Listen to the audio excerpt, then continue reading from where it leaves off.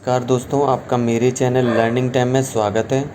तो मैं आज आपके लिए केमिस्ट्री क्लास 9 चैप्टर 2 जो है उससे रिलेटेड मैं आपको कुछ एमसीक्यूज़ प्रैक्टिस करा रहा हूँ, जिससे कि आपकी बोर्ड के फर्स्ट चैप्टर में तैयारी हो सके।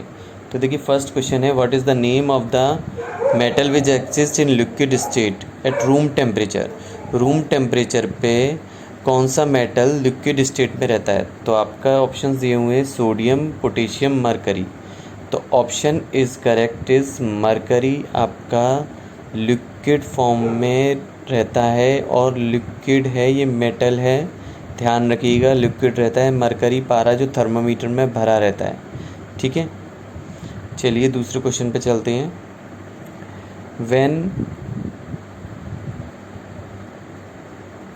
When the liquid is spun rapidly, जब लिक्विड स्पन बहुत तेज़ी से लिक्विड को घुमाया जाता है, तेज़ी से घुमाया, तो denser particle are force to the bottom.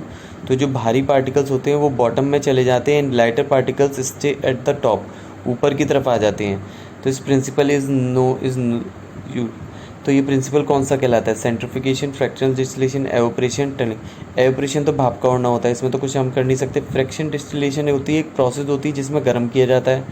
इसका सही आंसर है आपका सेंट्रिफिकेशन। जैसे आपने देखा है दूध से क्रीम को अलग करना, तो वही चीज़ है। क्रीम हल्की होती है तो ऊपर आ जाती है, दूध आपका भारी वो नीचे रहता है, तो वही चीज़ है सेंट्रिफिकेशन, इसका सही आंसर है।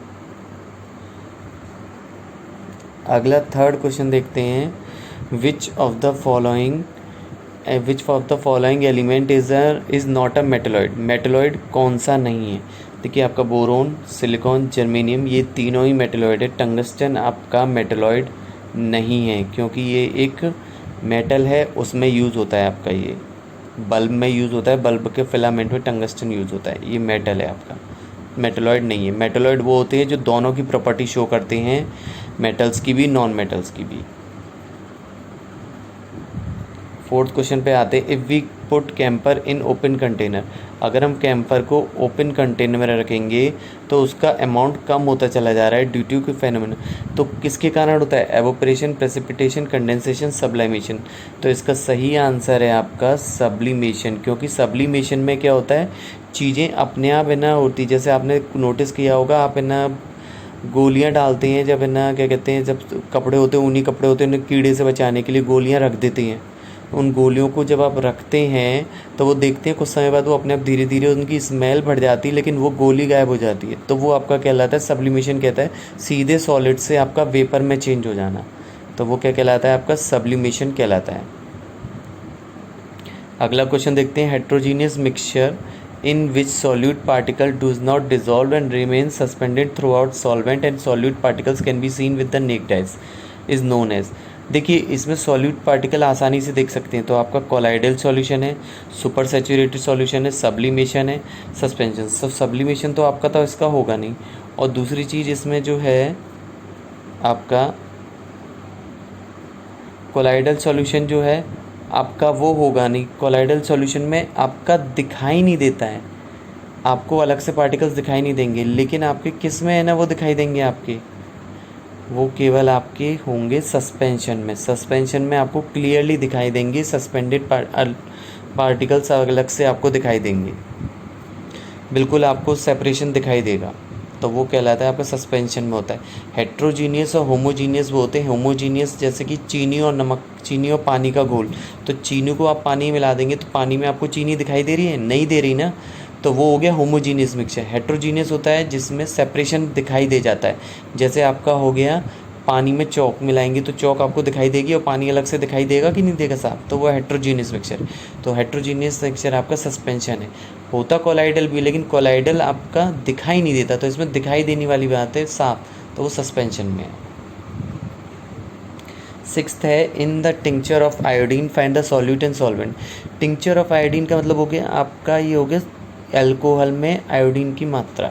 तो इसमें सॉल्यूट कौन सा है, सॉल्वेंट कौन सा है? ऑब्वियस सी बात है, आयोडीन सॉल्यूट है और एल्कोहल सॉल्वेंट है। तो मैं आपको बता दूं, जैसे ये पानी है, इसमें नमक मिलाया हुआ है, NaCl, सॉल्ट मिलाया हुआ है, ठीक है, सॉल्ट मिला हुआ है। तो पानी है ये पूरा, इसमें तो पानी में नमक को घोल दिया गया है। तो नमक हो गया आपका जिससे कम पार्टिकल्स होते हैं, वो हो गया आपका सॉल्यूट, और जो ज़्यादा होते हैं मात्रा में वो होता है आपका सॉल्वेंट, और दोनों मिलकर क्या बनाते हैं आपका सॉल्यूशन। तो इसका सही आंसर है iodine is solute and alcohol is solvent. अगले क्वेश्चन पे चलते हैं। A pure substance is made up of only one kind of atom and can not be broken into two और मोर सिंपलेस्ट सब्सटेंस। प्योर सब्सटेंस एक ही तरीके के atom से बना होता है, उसको तोड़ नहीं सकते सिंपलर सब्सटेंस में बाई फिजिकल या केमिकल मेथड। तो उसका आंसर आप बताइए, कंपाउंड, एलिमेंट, मॉलिक्यूल, मिक्सचर। तो सही आंसर है आपका एलिमेंट। एलिमेंट को हम नहीं तोड़ सकते, वो सिंपलर सब्सटेंस, ना तो फिजिकल ना chemically. Which of the following is non metal is good conductor of electricity. Aluminium आपका मेटल है, ठीक है, गोल्ड भी आपका मेटल है, ठीक है। ग्रेफाइट जो है आपका नॉन मेटल है, और नॉन मेटल है और गुड कंडक्टर ऑफ इलेक्ट्रिसिटी। जो पेंसिल की जो लीड होती है आपकी, उसमें ग्रेफाइट होता है, तो उसमें ना आप अगर उसको लीड को अगर उसमें रखेंगे कि ना वायर स्विच के इसमें है ना पिन के अगर उसमें लगेंगे तो आपको करंट आ सकता है। तो करिएगा नहीं एक्सपेरिमेंट, तो आपको मैं क्लियर कर लूँ, ग्रेफाइट आपका नॉन मेटल है जो गुड कंडक्टर ऑफ इलेक्ट्रिसिटी होता है। अगले क्वेश्चन पे आते हैं। Which of the following in a property does not which of the following in a property does not describe a compound. तो कंपाउंड की कौन सी प्रॉपर्टी इन तो शो नहीं करता। कंपाउंड टू और मोर एलिमेंट से मिलकर बनता है, बिल्कुल सही है। जैसे H2O, ये कंपाउंड है, ऑक्सीजन और इससे मिल के बना है हाइड्रोजन एलिमेंट से। दूसरी प्योर सब्सटेंस होता है, ये भी सही है, ये भी सही है। Can not be separated by instrument, इसे फिजिकल मीन्स से हम सेपरेशन नहीं कर सकते, बिल्कुल सही बात है। किसी भी फिजिकली मेथड से हम इसको अलग नहीं कर सकते कंपाउंड को। और ये एनी प्रोपोर्शन, ये गलत है, क्योंकि हमारा जैसे वाटर है तो इसमें आप कितनी भी मात्रा ले लीजिए आप, ये एक प्रपोर्शन में मिला होगा। H की जो है ना वो मॉलिक्यूल्स होंगे वो 2 के अकॉर्डिंग ही होंगे और O के 1 के अकॉर्डिंग होंगे, ध्यान रखिएगा। तो एक प्रपोर्शन में मिला होता है, ऐसे किसी भी प्रपोर्शन में नहीं मिला होता, ठीक है। तो आपका इसका आंसर होगा, क्योंकि नॉट पूछा है ना, नॉट, तो ये प्रॉपर्टी नहीं है।